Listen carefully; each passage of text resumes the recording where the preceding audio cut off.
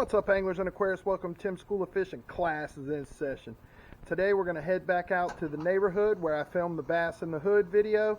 There's a few more retention ponds out there that I want to fish, so y'all come along, let's go fishing.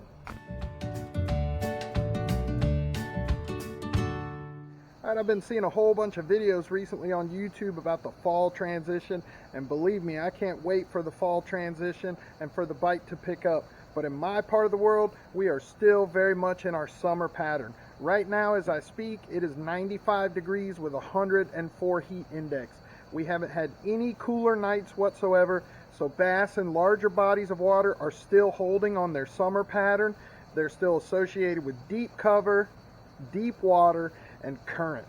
And bass in these smaller ponds that we're about to go fish haven't had the bite triggered yet because they haven't had any cooler nights yet to trigger that bite. So when it gets like this in these dog days of summer, there's two ways I like to get after them. Number one is finesse fish them. Just put a smaller bait down there and just wiggle it right in front of their face until they have no choice but to eat it. And the second way I like to get on them is just annoy the crap out of them until they have to eat just to kill it. And the way I like to do that is with topwater baits. So I went out and I got a few more topwater baits to add to my arsenal, so let's check those out. Alright, so if you guys saw my other videos, you know that I really like that Heddon one knocker spook. It's got a tungsten knocker in there, and it's got a real deep rattle. So I've been seeing good things about this Heddon chugging spook. Alright, it's kind of like got a popper mouth on the front. It's also got a rattle, but it's also a popper at the same time. And it's actually a saltwater lure, but last time I checked, a fish does not care if there's a saltwater hook or a freshwater hook hanging on there. If it looks like a bait fish or something that they can eat, they're going to eat it. So we got this Heddon chugging spook. I also got a bomber all-water badonkadonk, kind of like a gold shiner or a mullet pattern. And that has a higher pitch rattle, so we got that. I also got this Miralure She-Dog, which has a real high-pitched rattle in there. Alright, it's chrome on the bottom, chartreuse on top. Of course, that's all they're going to see right there. And then I got this Bill Lewis Stutter Step 4.0 in the Pro Blue color. The original one was 5 inches long. This is just the 4-inch long. It kind of mimics a blueback herring. It's white on the bottom, blue on the top. And it's got a few knockers in there that are high pitched. And I got a Booyah Poppin' Frog in sort of the leopard color. It's a soft hollow body frog with the popper mouth on the front, and it's just black on bottom, and it's that leopard color with black and yellow tails. So let's go, let's see if we can get on them. I'm going to start by throwing that Booyah Poppin' Pad Crasher. First cast, a bunch of bluegill following it, bunch of them. But we're gonna see, can we get a bass to come up out these weeds, come up out of this hydrilla and smash it. Looks like there's some little bass hanging out right down there with those bluegill, little small bass. Eyeballing it. Right there. Can y'all see him? Oh, that's a nice sized bass. Yes, sir, buddy. Come on and eat this froggy. There's a nice bass right there. Just on the edge of these weeds. He's probably a pound. Just cruising right there. Probably looking at me. Just swimming with those bluegills. He's definitely checking it out. This is the Bill Lewis Stutter Step, and that's got to drive him crazy. There's a bluegill over here trying to eat my braid that's sitting in the top of the water over here. Alright, we're over here on the other side. Somebody has fired up the grill and is making some barbecue, and it smells good. Let's throw this badonky donk. Look at that. I caught some weeds right there, boy. Throw this mirror lure she dog for a minute. See what they think about that one.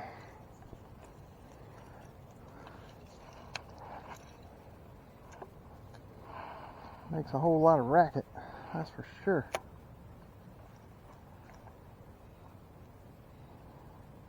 Now I've switched over to the heading chugging spook. This little heading chugging spook's got good action on it.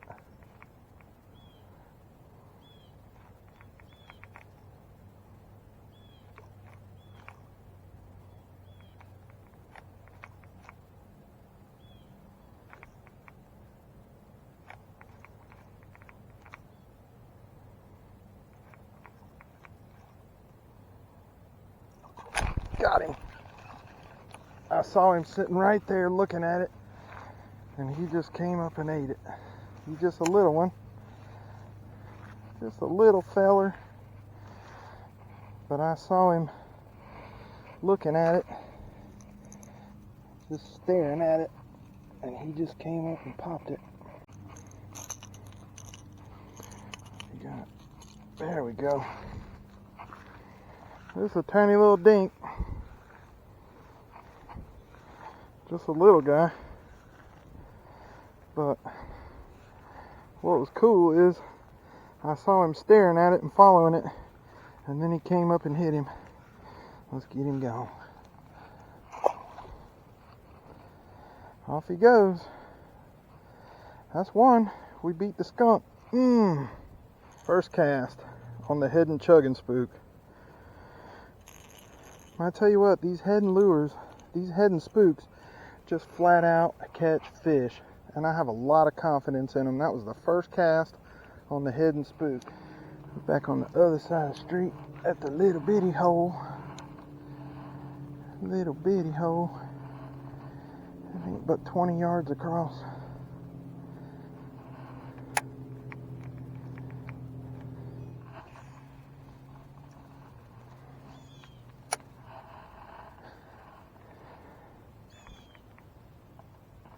I feel like I'm fixing to get smashed. It just feels like that fishy time of day. And look at that. As soon as I said that, one popped up right out of the middle. You know how you just get that feeling when it's just right about that time of day? That feels fishy. Running out of daylight, boys and girls.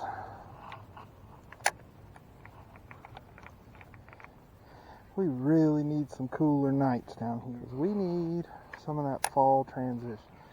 These fish are hot. They're just complacent. Nothing has told these fish, hey man, hey fish, y'all better start munching, because it's fixing to be slim pickings. It's fixing to be wintertime, and you're going to have to hunker down for some cold weather, bro, because right now, they're just like, man, please. There's all kind of food. I'm not going to eat.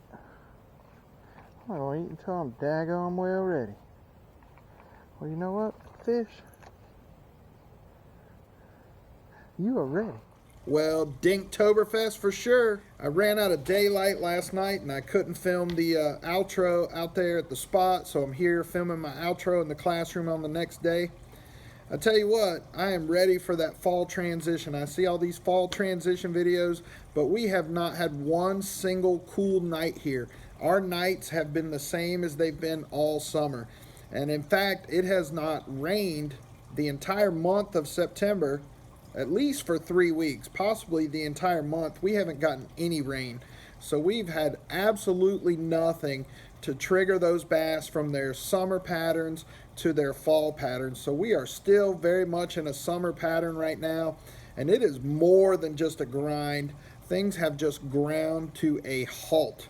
So believe me, brother and sisters, I am ready for that fall transition. So thankfully we've got some rain in the forecast this weekend, and then forecasted temperatures in the 80s next week. So we've got some 60-degree nights coming in instead of the upper 70s.